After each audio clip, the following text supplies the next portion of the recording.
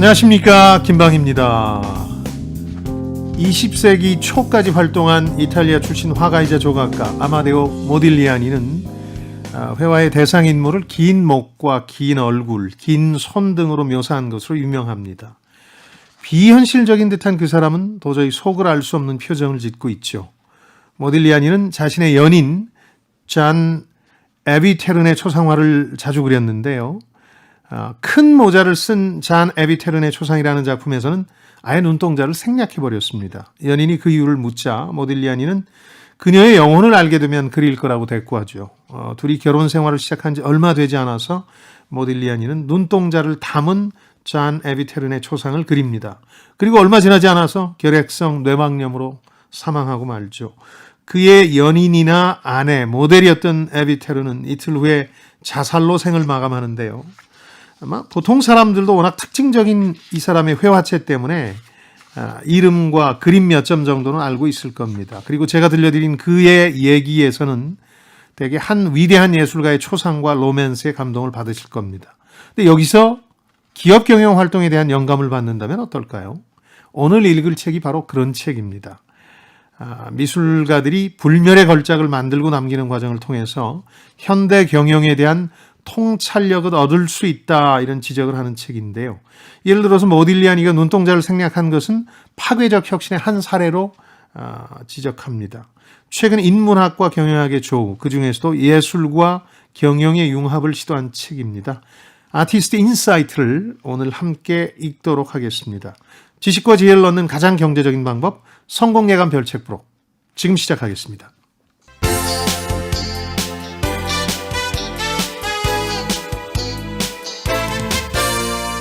KBS 1라디오 성공예감 김방희입니다.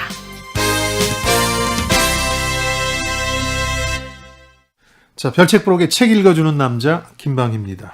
별림 씨, 어서 오십시오. 네, 별책부록에서 별을 맡고 있는 광명수입니다. 반갑습니다. 밀레니얼과 베이비부머, 여성과 남성, 세대와 성별은 다르지만 차이를 극복하고 융합을 키우는 시간. 별책부록과 함께하세요. 자, 라디오 청취자, 유튜브 시청자분들 보내주신 지난주 댓글 보고 가죠. 네, 샵 9730 KBS 콩 그리고 유튜브를 통해서 많은 의견 주셨습니다. 지난주 책은 카트린의 마르살이 쓴 잠깐 애덤 스미스 씨, 저녁은 누가 차려줬어요? 함께 읽어봤는데요. 양재근님, 우리나라 경제학자들이 자주 쓰던 보이지 않는 손. 정작 알려진 것과는 다르게 애덤 스미스의 국부론에서는 딱 한 번만 나온다는 사실 정말 신선하네요. 해주셨고요. 장현주님도 국부론과 보이지 않는 손이 너무 압도적이어서 미처 아담 스미스의 주변과 그를 도왔던 사람들을 잊고 있었어요. 특히 여성의 역할이 얼마나 많이 배제됐는지 알게 됐어요. 지금까지 보이지 않던 것들을 이 책 덕분에 보게 됐네요. 해주셨네요. 애덤 스미스의 국부론만 그랬습니까? 자본론을 쓴 마르크스도 대작을 쓰는 동안 가족들은 굶주렸죠. 가족들의 희생이라는 게 배제됐는데 네. 정작 그 대가들의 대작에 가족이라든가 사랑이라든가 혹은 여성의 희생 같은 것들이 담겨 있지 않다는 점에 분개한 책이었기 때문에 네. 이 책이 의미가 있었던 것 같아요. 그리고 보이지 않는 손이라는 표현은 실제로 국부론에는 한 번밖에 안 나오는데 훗날 그 구절을 발견한 경제학자들이 거기다 많은 의미 부여를 하면서 그 책을 대표하는 용어처럼 네, 된 거죠. 네. 딱 한 번 등장하죠. 책 제목이 오죽했으면 저녁은 누가 차려줬어요. 애덤 스미스 씨에게 묻고 있죠. 근데 안 그래도 최근 선물 조사를 보니까 예. 대체 공휴일 확대에 국민 10명 중 7명은 찬성, 그런데 자영업자는 절반도 찬성하지 않았고요. 예. 전업주부마저 평균에 못 미쳤습니다. 전업주부가 왜 반대했을까요? 그러니까요. 이 자신들의 노동, 가사노동은 인정해주지 않는데 뭐 대체 휴일이라고 그분들 쉬겠습니까? 더 그러니까요. 고생해야 되죠. 보시죠. 예. 그러니까 이게 어떤 의미냐. 허니버터님께서 가사 노동이 일당을 받고 일하는 것보다 표도 안 나다 보니 몇 배로 힘들고 지치는 것이 현실입니다.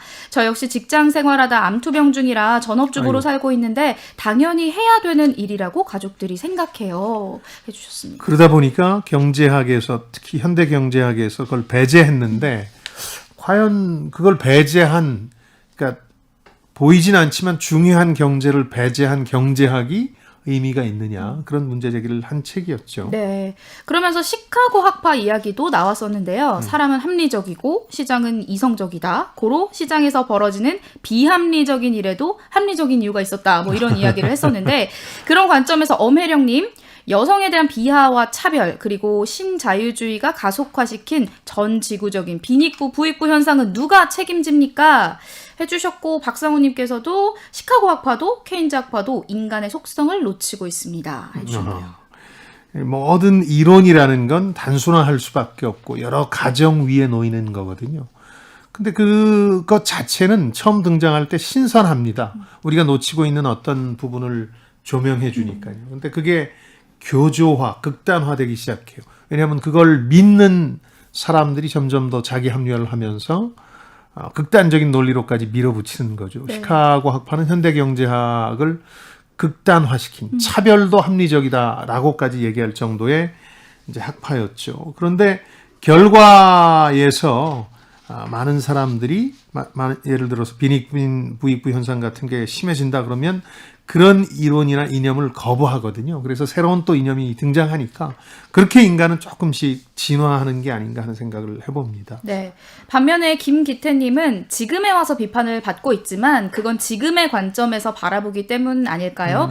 당시 상황과 조건에선 그게 최선이었을 수도 있습니다. 해주셨는데 그러니까 그때는 맞고 지금은 틀린 이론들 혹은 학파들 소개해 주실 만한 사례가 있을까요? 시카고 학파라고 불리는 그 경제 사조의 원조격이 이제 통화주의자들이라는 분들인데 이분들이 왜 1970년대 각광받았는지를 생각해 보면 시대의 산물이라는 게 맞아요. 어떤 이념이나 경제 혹은 경제 사조 혹은 이제 학파라는 게 그 당시에는 물가가 엄청나게 뛰었거든요. 정부가 돈을 많이 풀고 하는 방식의 재정 정책을 통해서 그 물가를 잡을 수 없다는 게 분명해지면서 통화 결국 돈 많이 풀면 물가는 뛰게 마련이다 하는 논리가 만들어졌고 그 논리를 위해서 여러 가지 가정과 단순화 속에서 효율적 시장 가설까지 가는 시카고 학파의 주요 개념들이 나오게 되는 거거든요. 근데 2000년대 21세기 들어선 정반대 현상이 나타난 게 돈을 엄청나게 풀었는데 또 물가가 급등하진 않아요. 그러다 보니까 또 새로운 현대 통화 이론이라는 게 등장하고 이렇게 시대의 산물이죠. 근데 시대의 산물은 처음 나타났을 때 봄바람처럼 훈훈하지만 나중에는 사람들 마음뿐만 아니라 사회를 동토로 만들어버리는 아주 단단하고 굳은 것이 돼버리죠. 제가 그 책의 말미에 심쿵한 방으로 네. 사람들은 자신들이 만들어낸 헛소리에 고통받는다 하는 얘기를 넣은 이유가 바로 그거죠. 마지막으로 2032번님, 신자유주의는 결국 야생의 세계와 동일하게 무한 경쟁을 촉발했다고 봅니다. 경쟁의 조건이 공평하지 않은데 우린 결과만 가지고 가치롭게 보죠. 인간을 자원이 아닌 존엄으로 간주해야 합니다. 그렇지 않으면 애석하게도 대형 사고가 생길 때마다 인재라는 말만 되풀이됩니다. 최근 광주 붕괴 사고도 결국 경비 절감이 인간 존엄을 앞선 결과가 아닐까요? 그런 면이 있습니다. 그러니까 1980년 대서양 양안에서 미국과 영국에서 시작된 신자유주의 열풍이 2008년 글로벌 금융위기를 끝으로 어느 정도 한 시대를 단락지은 느낌이에요. 왜냐하면 너무 정글로 만들어놨고 너무 양극화가 심화되다 보니까 이제 많은 사람들이 1% 혹은 10%만을 위해서 살고 있다는 자괴감에 빠지게 된 거거든요. 그래서 그런 점에서 보면 또 새로운 이론이 등장해서 새로운 시각을 제공할 때가 된 거죠. 그게 뭔지는 조금 더 시간이 흘러야 드러나겠습니다만. 오늘 소개된 모든 분들께 커피 쿠폰 보내드립니다. 성공예감 홈페이지 선물방에 연락처 남겨주세요. 이어서 오늘의 주제로 넘어갑니다. 이풀기 토크. 위대한 예술가들의 창의적 사고와 작품을 통해 통찰을 깨우쳐보는 시간, 정인호 경영평론가의 아티스트 인사이트 오늘 함께 읽어볼 텐데요. 책을 보면은 예술가, 그 중에서도 유명한 미술가들과 그들의 작품이 많이 등장을 하고 있습니다. 그런데 제가 읽어보다가 한번 이렇게 저자를 둘러봤어요. 어떤 예술가일까, 어떤 작품을 만드셨을까 했는데 정작 저자는 경영평론가였습니다.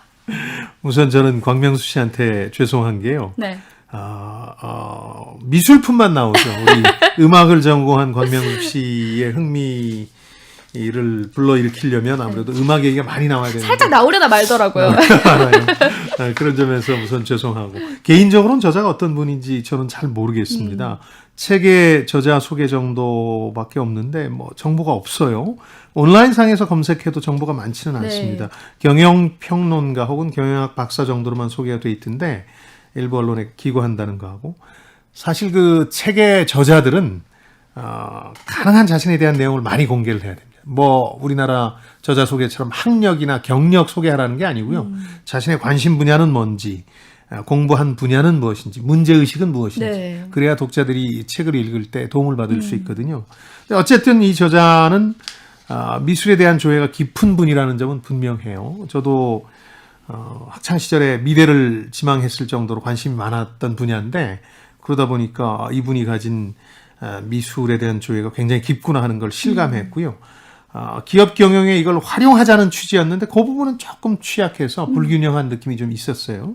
기업 경영의 사례를 더 발굴해서 이 책의 깊이를 더해서 증보 개정판을 내줬으면 하는 그런 바람도 있습니다. 네. 조금 아쉬웠다라는 점에도 불구하고 예. 요즘 유행하는 인문학과 경영 또 예술과 경영의 융합이라는 관점에서 이 책을 쓴 것 같거든요. 네. 그래도 선정을 해주신 이유가 있으실 것 같아요, 소장님께서. 그렇죠. 예. 뭐 위대한 불멸의 회화 작품을 보는 건 그 회화 작품을 보고 즐기는 사람뿐만 아니라 보고 즐기지 않더라도 그걸 통해서 영감을 얻을 수 있는 기회가 많은데요. 네.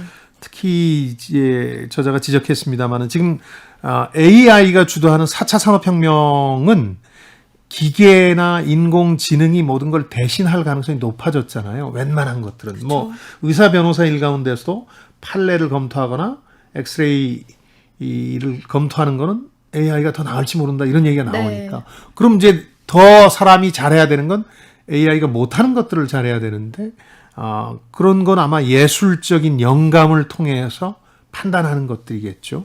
그래서 이 책이 힌트를 줄 수 있다는 생각은 들고요. 그래서 한번 이 예술가 작품들을 쭉 보면서 이거 미술 교과서에 있던 건데 하는 이제 반가움도 느끼시면서 거꾸로 독자들이 한번 숙제처럼 이걸 통해서 내 사업이나 투자에 어떤 영감을 얻을까 궁리해 보시면 도움이 될 것 같아요. 이 책에서 답이 다 들어있어서 찾는 건 아니고 네. 책을 찾는 건 아니고 그 작품들 보면서 한번 생각해 보시라고 이 책을 선정했습니다. 그러니까 지난해에 이어서 우리 별책 부록이 7월부터 휴가 특집, 여름 특집으로 쉽고 편하게 읽을 수 있는 책들 준비를 하고 있잖아요. 예. 이게 예고편이라고 봐도 좋을 것 같아요. 예, 좋습니다. 그렇게 느끼시는 게 좋을 것 같아요. 휴가철 본격화되니까 너무 복잡하고 두꺼운 책 들고 가면 짜증부터 나잖아요. 그럼요. 예. 그래서 휴가 특집에는 우리 광명수 씨를 적극적으로 고려하는 취지도 있습니다. 고맙습니다. 근데 이 작품들 이렇게 한번 보시면서 네. 미술 작품이 컬러로 다 나와 있으니까 맞아요. 부담 없이 독서하시고 즐기시면서 내가 활용할 부분은 뭘까를 스스로 찾으시면 되는데 이 저자는 위대한 미술가와 그의 작품들을 보여준 다음에 이걸 이제 관찰, 성찰, 창조, 발견 이런 네 가지 범주로 분류를 해서 기업 경영에 활용할 여지를 찾고 있는데요. 해외 기업들 사례 같은 게 꽤 나와 있습니다. 몸풀기 입풀기를 마쳤으니 이제부턴 심화학습으로 넘어가겠습니다. 오늘의 책 아티스트 인사이트 이것이 궁금하다. 키워드를 뽑아볼게요.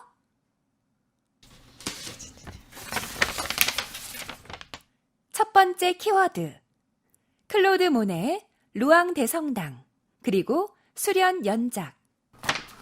수련은 교과서에서 봤을 가능성이 있는 작품이 워낙 많이 소개됐으니까. 근데 제가 나중에 해외여행을 하면서 전시를 보는 걸 좋아해서 이렇게 보고 놀랬던 건 학창시절엔 작품이 하나라고 생각했는데 수련뿐만 아니라 루앙 대성당이라는 대표작이 엄청나게 많아요. 그걸 이른바 연작, 시리즈물이었는데요. 놀라운 건 그 작품이 다 다릅니다. 시간과 조명에 따라서 달라지는 걸 포착한 거거든요. 같은 성당을 그린 건데. 그렇습니다. 그래서 뭐 아침이 다르고 저녁이 다르지 않겠습니까? 그래서 평범하고 일상적인 것들에서 주목할 만한 가치를 발견한다 하는 관찰이 주는 장점을 이 작품들을 통해서 역설하는 거죠.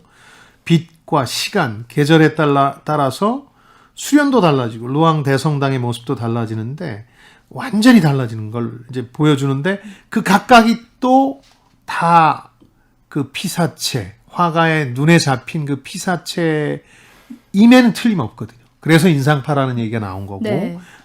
빛이 주는 변화를 추구한 거니까요. 이 저자는 이 예를 통해서 창조의 시작이라는 게 오랜 관찰에서 거듭된다.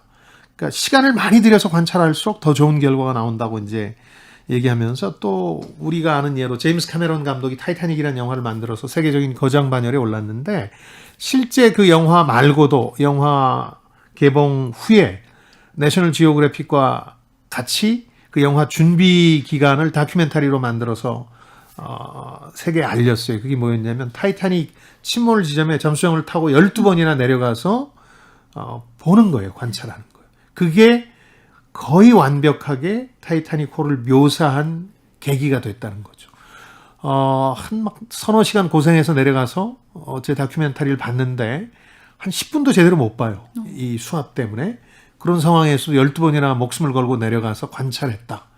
역시 대작이 될 만했다. 몰랐어요. 그런 사실은 타이타닉 영화는 사실 여러 번 봤는데 네. 그 이면에 그런 관찰이 있었어요. 그렇게 준비를 한 거죠. 그래서 사실 개봉 전에는 이게 망하면 제임스 카메론 감독은 재개할 수 없다는 얘기까지 나왔고 돈을 너무 많이 썼습니다. 네.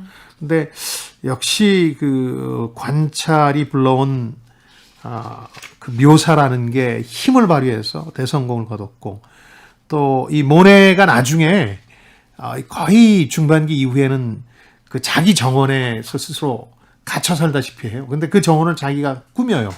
정말 이국적인 꽃들로. 지금도 관광을 가실 수 있습니다. 지베르니 정원이라는 곳인데 여기서 꽃과 연못을 관찰하면서 그걸 그림으로 그리는데 43년간 500점 넘게 그 정원의 관찰을 토대로 한 그림을 그립니다. 그래서 저자는 여기서 더 나아가서 묘사 혹은 관찰의 대상이 되는 일체화 이런 것도 있고 이런 걸 통해서만 사람이 경험과 자신의 지적 수준에서만 세상을 보는 편견을 탈피할 수 있다는 거죠. 그래서 관찰하고 또 관찰해라. 네. 이렇게 주장하는 겁니다. 그거 또 봐라. 그렇습니다. 지금 소개해 주신 것 외에도 관찰이 이룬 불멸의 예술들 좀 더 소개를 좀 해주시죠. 이 책에 몇 가지 소개가 나오는데 조지아 오키프라는 요즘 유명한 여성 작가의 경우에 흰동 말풀이라는 그냥 꽃 하나를 아마 보신 적이 있을 겁니다. 꽃 하나를 정밀 묘사했어요. 근데 그게 묘한 감흥을 불러일으켜요. 예를 들어서 제가 그렇게 그리면 성의 없네라고 할 텐데 대가가 그리니까 빠져들어요. 그리고 많은 해석의 여지를 낳거든요. 네. 그래서 이게 관찰의 결과다. 이분이 흰동말풀이라는 게 사실 독이 있어서 잘 사람들이 구경하기 힘든 건데 찾아가서 계속 관찰하고 그리면서 여러 차례 그 꽃을 그리는 거죠. 다른 방식으로. 렘브란트 유대인의 신부라는 것도 뭐 고흐가 생전에 집착했던 그림으로 유명한 건데 너무 그 유대인과 신부의 모습을 정밀하게 묘사했는데 단순히 그냥 그림을 잘 그렸다가 아니라 거기에 많은 관찰의 결과를 담고 있어서 이 두 사람의 표정, 제스처 이런 것들에서 담지 않은 많은 얘기를 전해주고 있는 거거든요. 이게 관찰의 힘이라는 거. 여기 또 이 토니 마텔리라는 사람이 조각가인데 미국의 웰슬리 대학이라는 여대입니다. 이 여대 앞에 서 있는 유명한 조각인데 남자가 속옷만 입고 실물보다 좀 큰 크기로 이렇게 두 손 들고 서 있어요. 네. 누군가는 그걸 좀비로 보고 누군가는 또 정신 나간 사람으로 보는데 이 작품의 제목은 몽유병자예요. 몽유병자라는 얘기를 들으면 저 상태가 그쵸, 이해가 되거든요. 자고 있는 거죠. 네. 다만 정말 여러 가지로 해석될 수 있는 그래서 많은 관찰을 통해서 만들어낸 작품은 더 많은 얘기를 담고 있을 수 있다는 걸 보여주는 거고요. 그 밖에도 우리나라 사람들이 좋아하는 르네 마그리트 빛의 제국이라는 그림도 나오고 이거는 하늘만 낮이고 전체적인 그림은 밤을 묘사하고 있거든요.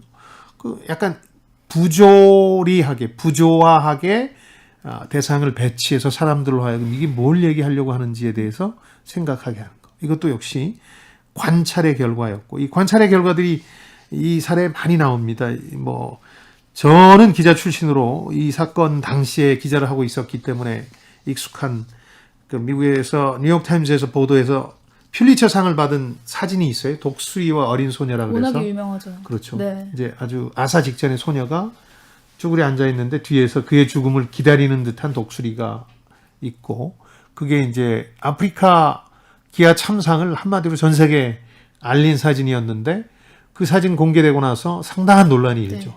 사진 작가는 지금 사진 찍을 때냐? 뭐 하고 있냐. 그 소녀 살리는 게 더 중요했지.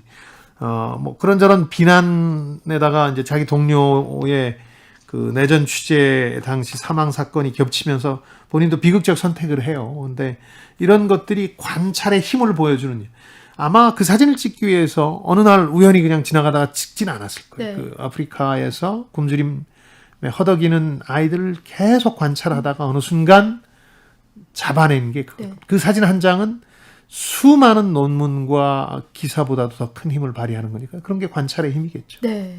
이렇게 오랜 관찰을 통해서 위대한 작품들이 탄생을 했습니다. 이걸 이제 또 경영이랑 빗대어서 이야기를 해봐야 될 텐데 경영에서 관찰이 성패를 갈랐던 예시 뭐가 또 있을까요? 이 책에서는 blacksox.com이라는 그 회사 하나가 나오는데 이건 저도 기억이 납니다. 이 회사는 우리나라 남자분들도 많이 공감하실 텐데 어두컴컴할 때 출근을 해야 되니까 네. 저도 한번 뭐 이렇게 뭉쳐져 있는 양말이 있길래 신고 나왔는데 그날따라 마침 저 장례식이 있어서 가서 절을 드리는데 내가 봤더니 색깔도 다르고 아차 싶었군요. 구멍이 나 있어요 한쪽은. 그래서 나중에 집에 가서 확인해 보니까 버리려고 이렇게 뭉쳐놓은 양말을 집어들고 온 거예요. 그러니까 양말 때문에 의외로 많은 사람들이 고충받는 걸 알고 서양에선 특히 또 신발 벗을 일이 많지 않으니까 신경을 안 쓰거든요. 네. 근데 그 특히 무난한 검은 양말을 주기적으로 공급해주는 회사, 온라인 회사를 차렸는데 잘 돼요. 그리고 심지어는 요즘은 그 맨발로도 신발을 많이 신잖아요. 로퍼 같은 걸. 네. 그러다가 갑자기 무슨 공식적인 일이 생기면 양말이 필요한데 그러다 보니까 회사의 양말을 대량으로 공급하는 B2B 사업까지 해서 이 blacksox.com이 굉장한 인기를 끈 적이 있었는데 그것도 관찰의 결과죠, 그렇죠. 사실은. 그리고 또 다른 예로 한 소비자 마케팅 컨설팅 회사가 여성 쇼핑객들을 잘 봤더니 사람하고 부딪히는 걸 엄청 싫어하더래요. 민감하고. 그러다 보니까 그 매장의 레이아웃을 좀 넓게 해서 성공을 거둔 사례도 있고, 이 경영학 교과서에도 나오는 예 중에 이 책에 등장하는 건 미국에서 한참 잘 나가던 그 슈인 자전거라는 게 망하는데 이것도 관찰과 관련이 있다고 네. 저자는 얘기하고 있습니다. 지금 슈인 자전거가 나왔는데 사실 코카콜라 말보로는 익숙하잖아요. 그렇죠. 브랜드가. 이게 1970년대까지 말보로 코카콜라와 함께 슈인 자전거도 역시 미국의 상징적인 브랜드였는데 지금은 들으면 뭐지? 이런 생각이 들거든요. 그렇죠. 예, 그 파산해서 그렇습니다. 물론 지금 다시 재기해서 영업을 열심히 하고 있습니다만은 이게 이제 산업 자전거 열풍 때문에 망한 걸로 경영학 교재에도 나와요. 근데 이 사례가 더 유명해진 이유는 CEO라는 사람이 에드워드 슈인이라는 사람이었는데 이 사람이 워낙 자전거 매니아였어요. 네. 그래서 산악 자전거를 다른 데서 내놓고 인기를 얻으니까 우리도 생산합시다. 임원들이 얘기를 하니까 화를 내요. 벌컥 화를 내면서 난 당신들처럼 아마추어가 아니야. 자전거는 내가 제일 잘 알아. 이렇게 주장한 거예요. 그리고 막 끝까지 산악 자전거를 고집한 사람을 해고까지 하거든요. 근데 생각해보면 상대 아까 입장에서 관찰하라고 했는데 심지어는 상대가 돼보라고까지 했잖아요. 네. 일체화라 그래가지고.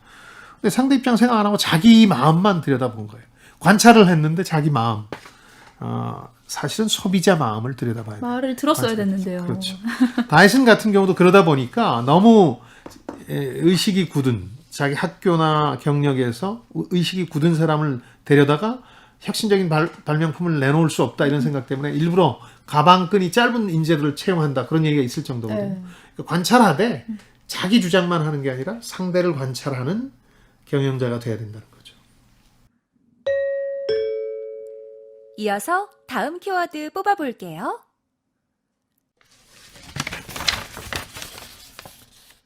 두 번째 키워드. 툴루즈 로트렉, 물랑가의 응접실, 그리고 고흐의 초상화. 로트렉 그러면 이제 좀 아실 텐데 물랑가의 응접실이나 고흐의 초상화라는 작품은 잘 모르실 텐데 고흐의 초상화는 의외로 아시는 분들도 있어요. 네. 이 로트렉이라는 사람이 고흐를 만나고 나서 그의 그림을 그리는데 제가 보기에도 고흐가 그린 초상화가 있잖아요. 자화상 그 귀 귀가, 잘리고 네. 나서 그것만큼이나 고흐의 마음 상태를 잘 표현한 것 같아요. 많이들 아는 것처럼 이제 로트렉은 귀족 출신이고 키가 152cm에 밖에 안 돼서 이 유전적인 질병 때문에 그런 건데요. 그리고 이제 그림 자체가 아주 문란하다. 물란가의 응접실도 사창가를 그린 거거든요. 그런 것 때문에 가문에선 쫓겨나요. 네. 그래서 우리가 잘 아는 몽마르트 언덕의 유흥가를 전전하면서 지내게 되는데 그 영화 물랭 루즈라는 영화에 보면 이완 맥그리거가 나온 거기에도 이제 나오죠. 거기 한 조역으로 맨날 술집에서 그림을 그리면서 술 마시고 있는 사람으로. 근데 이 사람은 왜 그 당시 대부분의 화가가 그렸던 인물이 아니라 이런 뭐 사창가의 사람들 이런 사람들을 그렸을까? 본인이 더 이 사람들이 생생한 삶의 열정으로 가득 차 있다고 믿었던 것 같아요. 막 가식적인 웃음을 짓는 사람들보다. 그러면서 이 사람들의 내면의 진실을 드러내려고 애를 쓰는데요. 그 결과 이런 그림들을 그려내고 나서 귀족과 부르주아 문화의 반기를 든 반역자다. 이런 평을 얻을 정도의 불멸의 반열에 오르게 되는 거죠. 뭐 이런 사람들 예라든가 또 러시아계 유대인인데 아마 최근 들어서 국내에 좀 알려지고는 있습니다만 세계적으로는 유명한데 국내 미술 애호가들의 특성이 좋아하는 화가나 그룹이 정해져 있어요. 인상파에 너무 치우친 경향이 좀 있거든요. 잘 알려지지 않았지만 최근에 소개되고 있는 카임스틴이라는 사람도 이 사람은 어떤 걸로 유명하냐면 이 사람 작품 중에 몇 개는 현대 미술편에 미술 교재에도 좀 소개가 돼 있는데 도살된 소라 그래서 실제 그 자기가 살던 정말 쓰러져가는 벌집 같은 집 한 채 방 한 구석에서 그 도살된 소를 사다가 그 파리가 들끓고 누더기가 들끓을 때까지 둔 다음 그걸 관찰해서 그림으로 옮겼어요. 네. 처음엔 뭐 혹평 받았죠. 근데 나중에는 추함도 아름다움으로 변형시켰다 이런 얘기를 할 정도로 인정을 받게 되는 거죠. 이 카임스틴 같은 경우. 근데 우리나라에선 뭐 아름답다기보다 약간 네. 추한 쪽이 눈에 띄니까 네. 별로 이제 관심들이 없다가 최근에 재평가 받고 있는 그리고 분이죠. 보면 살짝 무섭기도 해요. 약간 음침하기도 하고 색깔도 그렇고 예술가들을 살펴보면은 특히나 이 거장의 반열에 오른 그런 사람들은 불꽃 같은 삶을 보내다가 떠났다라고 생각이 드는데 예. 카임스틴도 고흐와 비교될 정도로 세계에서 어려운 고흐하고 삶을 비교하죠. 보냈죠. 네. 예. 이 사람은 살아생전에 고흐와 달리 유명해져요.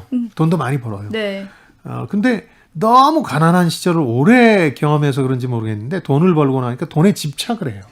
돈을 직접 은행도 못 믿어서 주머니, 전대 갖고 다닐 정도로. 그러다 이제 불행을 자초하게 되는데 37살에 사망하는데 다만 그 관찰에 대한 열정이 이제 불멸로 이어지게 된 예가 하나 있는데 이건 뭐 미술사적으로 유명한 겁니다만 청어가 있는 정물이라고 청어를 상당히 그 단순화시켜서 묘사한 작품이 있는데 청어를 사서 방에 두고 썩을 때까지 보면서 그림을 그릴 거 아니겠습니까?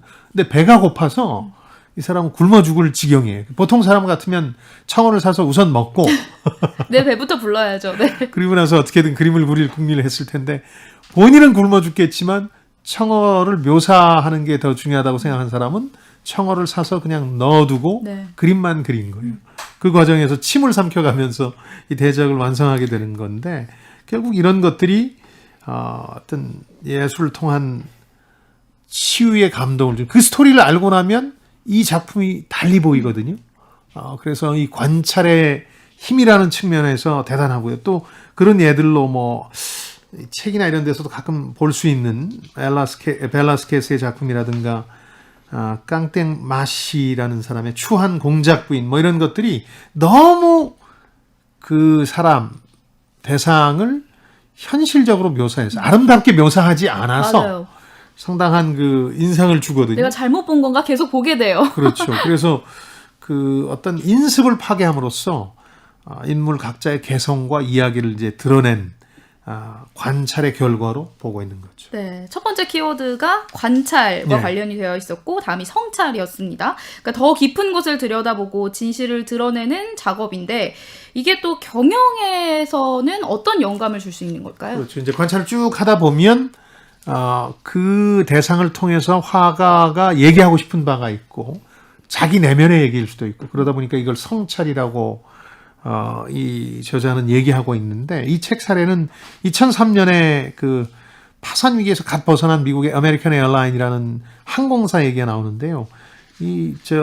신임 CEO가 와서 보니까 전임 CEO가 파산에서 벗어났으니까 구조조정을 해야 되겠다 그래서 노동자 임금들 19억 달러, 뭐 2조 가까이 깎으려고 하면서 정작 경영진 6명한테는 엄청난 보너스를 주고 또 45명 임원들한테는 은퇴 후에 연금을 받을 수 있도록 하는 조치까지 취한 거예요. 얼마나 노동계가 반발하겠어요. 이건 기사로도 당시에 접했었는데 근데 후임 CEO가 이걸 어떻게 처리했느냐 하면 쉬쉬하고 변명하고 물러설 수도 있었는데 다 공개하고 사과하고 사회적 통념을 돌파했거든요. 이거는 명백히 사회적 비난을 받을 수밖에 없는 거니까 이런 걸 통해서 어떤 개성을 드러내는데 회사의 개성을 드러내는데 성공했다는 거고 비스포크라고 요즘 트렌드 중에 하나인 이것도 성찰의 결과라는 지적을 하고 있어요. 비스포크라는 거는 원래 말처럼 된다. be speak가 합쳐진 말에서 나온 건데요. 네. 뭐든 원하는 대로 해준 거. 요즘 우리나라 가전 중에 왜 비스포크 가전이라는 건 그 집 환경, 가족에 따라서 거기에 적절한 가전 제품을 구성해 주는 거죠. 색도 바꿀 수 있고. 네. 여자분이나 남자분 옷들도 비스포크 한다는 얘기는 맞춰 입는다는 네. 뜻인데 이런 트렌드 같은 걸 이제 성찰하다 보면 이런 생각이 들잖아요. 나만의 것을 갖기 위해 사람들이 저렇게 노력하는구나. 그럼 제품도 맞춤형으로 나아갈 필요가 있는 거죠. 그래서 롤스로이스의 고객 맞춤형 디자인 얘기가 나오는데 원하는 색깔은 다 해주는 거죠. 뭐 꽃무늬에서부터 세상에 없는 색깔까지 14,000여 개의 색깔을 제공해 줄 수 있다고 그쪽에선 주장하는데 그렇게 색이 많은 줄도 몰랐어요. 그렇죠? 네. 뭐 그런 얘기라든가 업사이클링 회사로 가방인데 폐플라스틱 활용한 프라이탁이라는 건 우리나라에서 최근에 많이 알려져 있는데 이런 것들도 성찰의 결과 나온 제품들이잖아요. 환경에 대한 의식을 하다가 그러면 어떤 제품을 만들어야 좋은가에 대한 고민으로 이어져서 제품이 나온 거죠. 이어서 다음 키워드 뽑아볼게요. 세 번째 키워드. 폴 세잔의 병과 사과 바구니가 있는 정물. 그리고 바구니가 있는 정물. 비슷한 제목의 작품들을 많이 그려요. 네. 폴 세잔은 구상에서 추상으로 넘어가는 단계를 작품에서 보여주는데, 그러니까 뭐 그 작품 보셨으면 알겠지만 정말 사과를 정밀하게 그리는 게 아니라 조금씩 흐트러지죠. 네. 그리고 선도 안 맞기 맞아요. 시작하고, 그러니까 인상파로만 우리 이 교과서에서는 소개하고 있는데 어떻게 보면 현대 미술의 아버지라는 평가도 받을 수 있는 사람이거든요. 그러니까 이 사람이 몇 가지 서양 회화의 그 전통이나 관행, 인습 같은 걸 파괴하는데 그 중에 하나가 원근법이라는 겁니다. 원근법은 르네상스 시대에 장치로 만들어져서 오랫동안 불문율이 됐죠. 원근법이 뭐냐? 가까운 것과 멀리 보이는 것은 달리 보인다는 전제하에 그 3차원의 현실 공간을 2차원의 평면에다 옮기는 거죠. 처음 미술 그릴 때 가장 먼저 배우는 게 그렇죠. 아닐까요? 네. 소실점. 근데 과연 이게 꼭 필요한가? 이 차원으로 옮길 때 인상판들이 이걸 파괴하기 시작하면서 그림자 없는 빛들을 강조하다 보니까 윤곽이 뭉개지기 시작합니다. 사실 어떤 그 정물을 오랫동안 들여다보고 있으면 윤곽이 실제로 희미해져요. 네. 빛이 강하거나 그럴 때 특히 입체감은 좀 사라지고 세잔느는 지금 말씀드린 두 가지 정물화를 통해서 기존의 회화 문법을 좀 철저히 파괴하면서 이게 나중에 피카소나 이런 쪽으로 가면서 추상화로 가게 되는 네. 그 전 단계를 밟게 되죠. 그러니까 피카소에 이르러서는 여러 시선으로 대상을 보는 것에서 멈추는 게 아니라 모델 자체의 시선도 다양화가 되고 있다라고 이야기를 하고 있거든요. 그렇죠. 세잔에선 색채의 뭉개짐을 통해서 입체감을 죽였다면 피카소는 한 걸 더 나가서 내가 보는 그 대상을 여러 시각이 동시에 공존하도록 만들잖아요. 초등학교 때 그런 생각 많이 안 했어요. 그 피카소 그림 보면서 이게 뭐야? 많이 했죠. 그 중에 하나가 시각이 입체화됐기 때문에 그래요. 이쪽에서 본 그 대상의 그림도 그리지만 이쪽에서 본 그 대상의 그림도 같은 얼굴 네. 안에 있으니까 이게 괴물이야 뭐야 이렇게 되는데 그런 의미가 있는 거고. 그러다 더 나아가서 이 피카소는 그 묘사의 대상인 인물의 관점에서 보면 어떻게 보일까 하는 것까지 집어넣는 발상의 전환을 하게 되는데 회화의 파괴적 혁신이라는 거죠. 불문율을 완전히 파괴하는 거죠. 그 마티스는 그래서 그런 얘기를 한 적이 있는데 세잔한테서는 색채 효과를 배웠고 피카소에게서는 형태의 기하학적 단순화와 고전적 원근법 파괴를 배웠다. 단순하죠. 아주. 근데 늘 많은 사람들이 그렇게 질문해요. 그건 누구라도 그릴 수 있겠다. 그런데 피카소가 그럼 구상화를 못 그렸느냐? 그런 게 아니에요. 네. 그런 단계를 다 밟은 다음 그쪽으로 간 거거든요. 그 스페인에서 살 때 피카소의 집에를 가면 그 사람 아주 간단한 데생 작품들, 스케치 작품들이 있는데 기가 막힙니다. 아마 30초도 안 되는 순간에 그 대상의 그 인상적인 점을 포착해서 그려낸 작품들이 너무 멋있어요. 네. 그런 점에서 보면 그렇게밖에 못 그려가 아니라 그렇게 그릴 수도 있구나 하는 그 화가들뿐만 아니라 인류의 개안을 시켜준 그런 방법들을 쓰고 있는 거죠. 여기 몇 가지 그런 사례들이 나오는데요. 아까 제가 방송 오프닝에서 시작했던 모딜리아니는 눈동자를 파괴해버렸고 근데 사회적 통념으로 보면 눈동자 없는 인간이 어디 있었는데 작가는 회화에서 어떤 방식으로든 얘기할 수 있는 거죠. 그 사람의 영혼을 알아야 눈을 그리겠는데 영혼을 모르겠으니 눈동자를 안 그리는 게 합당하다고 할 수도 있는 거죠. 또 브리짓 라일리라는 사람은 색채를 파괴해서 아예 그냥 일종의 무늬로 미술 작품을 바꿔버린 옵트 아트라는 옵아트라는 걸 또 창시하기도 하고 말이죠. 또 유고 출신 행위예술가 마리나 아브라모비치라는 사람의 퍼포먼스 얘기도 책에 나오는데 이 사람은 정말 상상할 수 없는 퍼포먼스를 통해서 의도적 충격을 준 사람이거든요. 발칸 바로크라는 작품에서는 자신의 고향인 유고라는 곳이 6개 나라로 쪼개지면서 막 인종 청소를 포함한 내전이 극심해서 수많은 양민들이 학살당하는데 그걸 풍자하기 위해서 실제 뼈를 구해다가 피치를 해놓고 피를 일일이 닦는 작업을 하는 퍼포먼스를 하는데 닦으면 또 다른 데 묻고 해서 이게 끝이 나지 않는데 그게 발칸 바로크라는 제목에서 알 수 있듯이 유고 내전 참상을 고발한 거고 뭐 남자친구와 함께 했던 정지 에너지라는 작품 같은 데서는 의도적으로 남자친구가 화살에 그 살을 잡고 이 여자 작가는 대를 잡아서 자기 심장을 겨누게 하는. 아찔하더라고요. 딱 보고만 남자가 있어도. 자칫 실수해서 손을 그렇죠. 놓는 순간 죽는 거거든요. 네. 서로에 대한 신뢰가 없으면 그렇죠. 성공할 수 없는 퍼포먼스를 보여주면서 이런 것들이 작품이 될 수 있도록 하는 거죠. 뭐 이런 것들 심지어 존 케이지가 4분 30초 동안 연주를 하지 않는 현대 음악이 있는데 뭐 그건 논란이 늘 됐던 거죠. 이런 것들도 어떤 파괴적 혁신의 단계들로 얘기를 하고 있는 거거든요. 예를 들어서 4분 30초, 33초 얘기는 이미 많이 회자돼서 아실 테지만 연주가 아닌 연주죠. 네. 어떤 공간에서 그렇게 가만히 있으면 기침 소리, 배경음악 소리, 뭐 사람들이 서성거리는 소리, 웅성대는 소리 이런 것들이 들어가서 하나의 소음이 음악이 되는 그런 과정을 거치는 건데 그야말로 악보가 없는 음악을 연주하는 기가 막힌 혁신의 현장을 보여주는 거죠. 그렇죠. 그렇다면 역시나 파괴적 혁신의 예로 기업 경영에서는 어떤 점들이 있는지 소개를 해주시면 좋을 것 같습니다. 책에 소개된 거는 스웨덴 가구 제조에서 우리나라에도 소비자들 많이 애용하는 이케아의 공급사슬 파괴를 얘기하고 있어요. 이게 적당한지는 저는 잘 모르겠지만 이 이케아는 스웨덴에서 출범한 평범한 가구 회사였는데 두 가지 계기 때문에 아주 세계적인 명성을 얻어요. 하나는 도심에서 운영하던 매장이 불이 나서 그 교외로 옮겼고 옮기는 과정에서 가격을 확 낮춰요. 임대료가 낮고 그러니까 그게 이제 싼 가구의 대명사처럼 되면서 명성을 얻었고 카탈로그 판매 같은 걸 늘려나가다가 갑자기 이쪽에서 어떤 생각을 하면 가격을 더 낮추기 위해서 소비자가 약간 불편하더라도 소비자가 조립하는 가구. 그래서 분해된 상태로 보내주면 소비자가 조립하는 Do it yourself DIY 가구라고 그러잖아요. 네. 그래서 이런 것들도 일종의 그 파괴적 혁신 아니었느냐 이런 얘기를 하고 있죠. 또 그 드롭박스라는 이제 클라우드 저장 서비스 회사가 있는데 아마존, 구글, 애플 같은 대기업들을 물리치고 있거든요. 잘 싸우고 있어요, 이 기업이.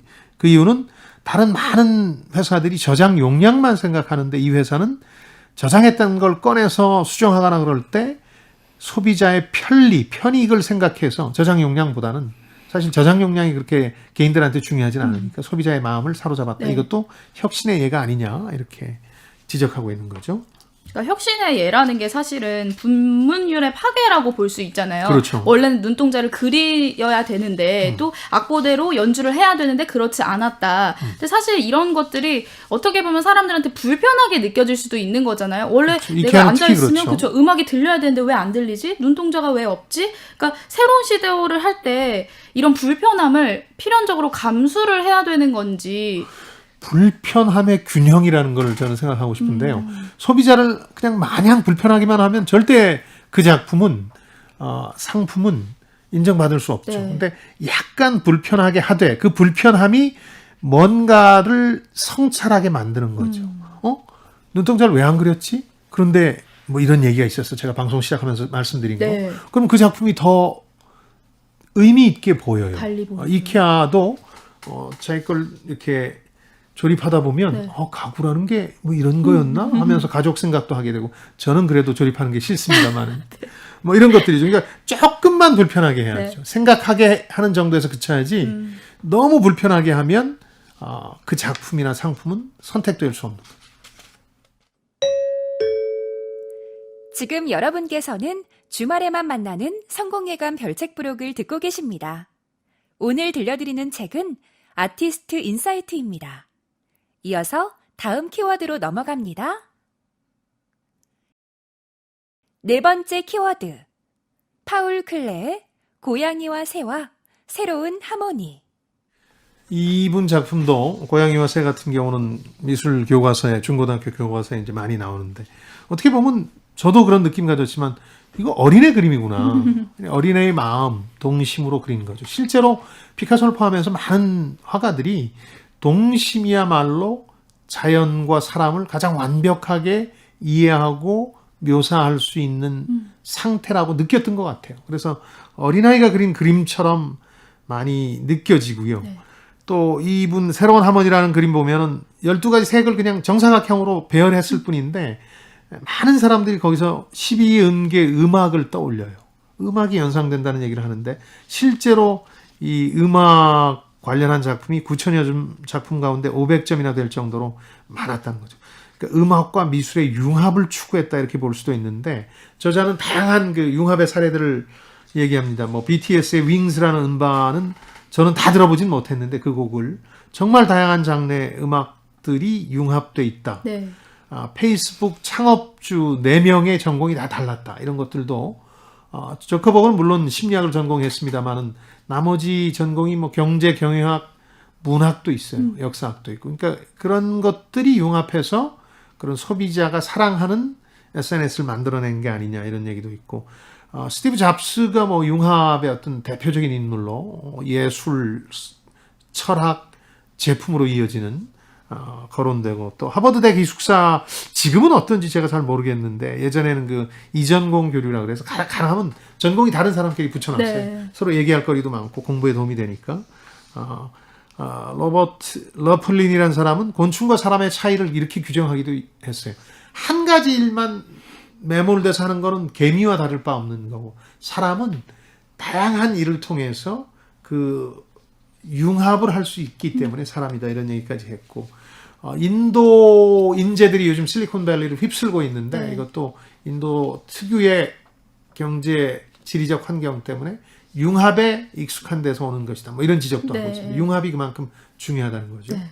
생태학자 최재천 교수가 우리나라에서 그 누구보다도 통섭, 융합을 강조하는 등 몇 해 전부터 그렇죠. 한국 네. 사회의 큰 화두 중 하나가 통섭과 융합. 융합은 뭐 소장님께서도 늘 말씀해 주시는 건데 그렇다면 중요한 게 이 능력을 키우는 방법일 것 같아요. 어떤 방법들이 있을까요? 이 책에서는 두 가지를 얘기하는데 아이의 동심으로 돌아가라는 것. 동심에서 보면 제품도 달리 보일 때가 많아요. 아이들이 그 제품을 이용하는 걸 보면 회사에서는 이런 목적으로 만들었는데 다른 용도로 쓰기도 하거든요. 뭐 이런 걸 보면서 아이의 동심으로 돌아가는 것과 원점에서 문제에 접근해 보라. 이게 이제 융합의 능력을 키우는 방식이라고 하는데요. 이 예로 이제 여기 미국의 건축가 마타 클락의 빌딩 짓기가 아니라 빌딩 자르기, 커팅하는 거, 반건축 운동인데 빌딩에 구멍을 낸다든지 해서 그 빌딩이 가지는 특성을 달리 보여줘요.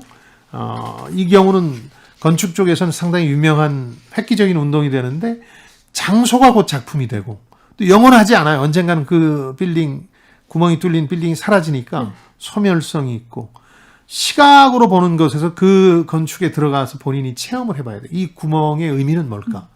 그런 점에서 상당한 파괴적 혁신이었는데 역시 아이의 동심 같은 데서 출발했던 거고 이건 미술 교과서에도 가끔 나오는 현대의 작 중에 하나 로버트 스미슨의 나선형의 방파제라 그래서 실제 해변가에 방파제를 나선형으로 이렇게 만들어 놨는데 많은 사람들이 그런 생각을 하죠. 이거 저 태풍 오면 없어질 텐데 없어지라는 거죠.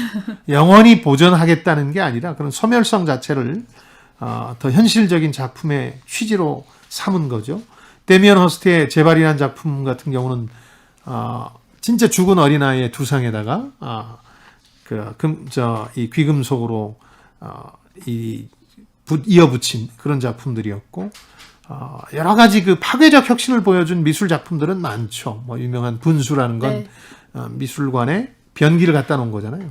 근데 그게 그냥 깜짝 놀래키기 위해서만이 아니라 그걸 통해서 어떤 것들의 의미를 전달하고 있는 것, 생각할 거리를 제공하는 거니까 융합이라는 게 상당히 그 의미를 가지는데 여기서 아주 중요한 지적을 하나 하고 있는데 보통 기업들은 기업 경영진들은 경쟁업체, 경쟁자를 파괴하겠다고만 생각하는데 진짜 파괴의 대상은 자기 자신이라 된다. 자기 회사 제품, 자기 회사, 심지어 CEO 자신. 그래야 파괴적 혁신이 나온다는 거죠. 상대방을 노린 게 아니라 내가 만들어 온 것, 내가 해온 것, 내가 하는 일에 대해서 파괴할 때 진정한 혁신이 나온다는 거죠. 이어서 다음 키워드 뽑아볼게요. 마지막 키워드. 나라 요시모토의 어린이 만화풍 캐릭터. 워낙 이 캐릭터 혹은 이 캐릭터를 흉내낸 캐릭터들이 많아서 보신 적 있죠? 네. 약간 그 어린아이를 그린 나라 요시모토의 작품인데 만화 같기도 하고 어린아이를 만화처럼 묘사하기도 했는데 절묘한 건 그 표정이에요. 네. 우리가 늘 그림으로 그릴 때 아이는 순진무구한 표정인데 그게 아니라 영악하기도 하고 불만에 차 있기도 하고 표독스럽기도 한 그런 캐릭터인데 이 본인의 내면의 기질을 보여주는 그림이죠. 그래서 처음에는 좀 평가절하됐다가 상당히 요즘은 높은 평가를 받고 있는데요. 상품 캐릭터로도 많이 활용되고 있고 회화 역사에서도 중요한 게 이런 발견인데 자신의 내면을 그 발견하도록 만드는 거거든요.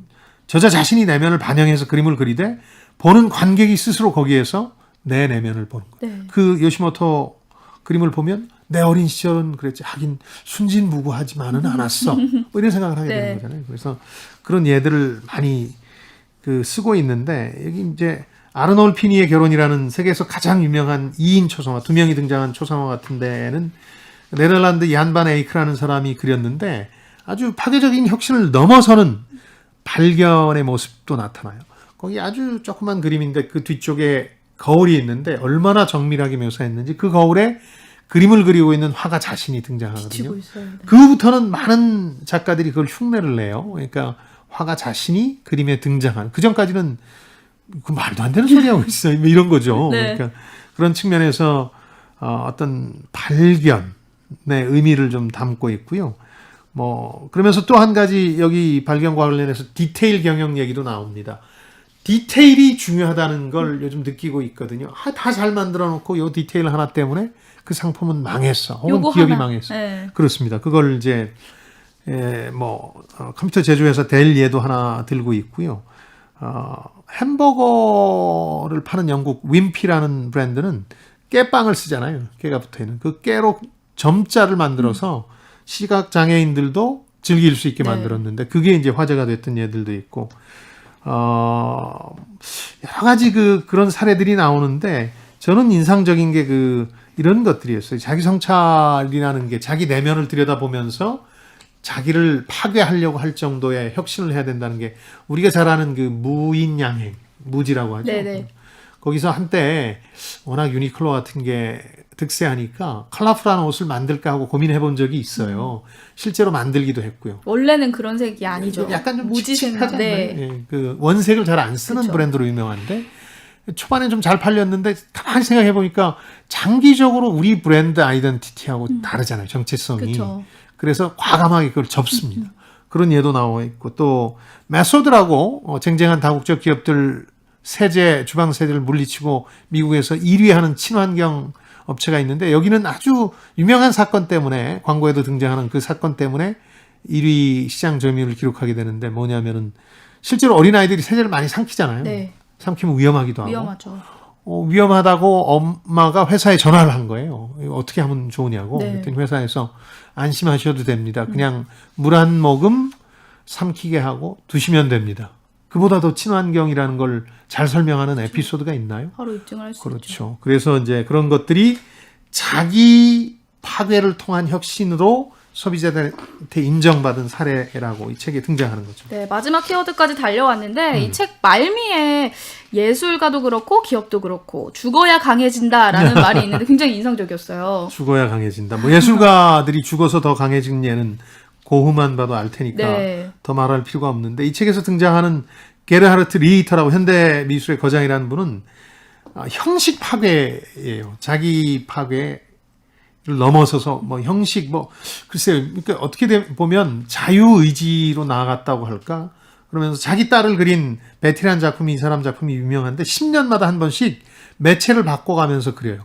처음에는 이렇게 고개를 돌리고 있는 모습을 그림으로 그리고 그 다음엔 사진으로 그리고 그 다음엔 그림을 사진으로 그리고 뭐 이런 식으로 형태를 바꿔가면서 그리기도 하고요. 또 여기서 이제 자신의 자유의지를 과시한 예로 1975년 기적을 찾아서라는 프로젝트 얘기가 나오는데요. 네덜란드의 미술가죠. 바스티안 아더르라는 사람인데 이 사람은 뭐 프로젝트나 퍼포먼스를 하다가 궁극적으로 기적을 찾아서라는 제목은 정말 기적이 될 만한 상황에 자신을 처하게 하는 게 아닐까 하는 생각을 해서 대서양을 조그만 조각배로 건너기로 결심해요. 매사추세츠를 떠나서 건너가기로 계획을 세웠는데 아니나 다를까 기적은 일어나지 않았죠. 배는 발견됐지만 이 예술가는 발견할 수 없었거든요. 뭐 죽은 것으로 추정이 되는데 결과에서 실패했다고 할 수 있지만 이 사람이 보여준 그 작품의 의미는 남아있잖아요. 자유의지를 향한 끝없는 자신에 대한 어떤 성찰, 자기 파괴의 끝을 보여준 셈이 더 불멸이 된 거죠. AI가 선정한 심쿵 한방. 오늘의 책 아티스트 인사이트를 관통하는 핵심 구절. 한방에 정리해드립니다.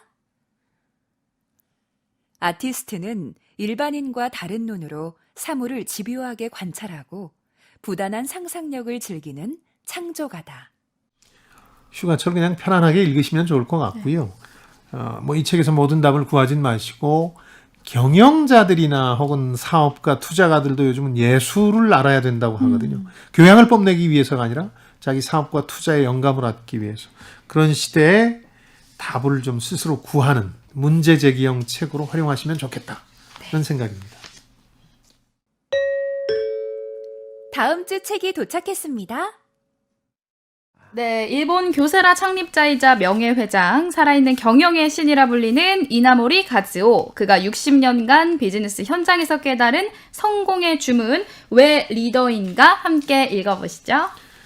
일본 경영자라 그래서 우리가 조금 소홀히 한 면이 있어서 이분은 정말 그 3대 경영의 신소리를 들을 정도로 네. 대단한 분인데 이분이 쓴 책을 읽도록 하겠습니다. 한층 더 강한 지적 게임으로 돌아올 성공예감 별책 부록 다음 주에도 기대해 주시고요. 네, 유튜브 별책 부록과 김방희 TV 그리고 팟빵을 통해서도 다시 들으실 수 있습니다. 댓글이나 의견 많이 많이 남겨주세요. 네, 책을 통해서 세대 간 소통과 공감을 나누는 시간 성공예감 별책 부록. 저희는 다음 주말에 다시 찾아뵙겠습니다. 별의별 이야기를 책을 통해 나누는 별책 별책 부록. 부록. 다음 주에 다음 주에 만나요.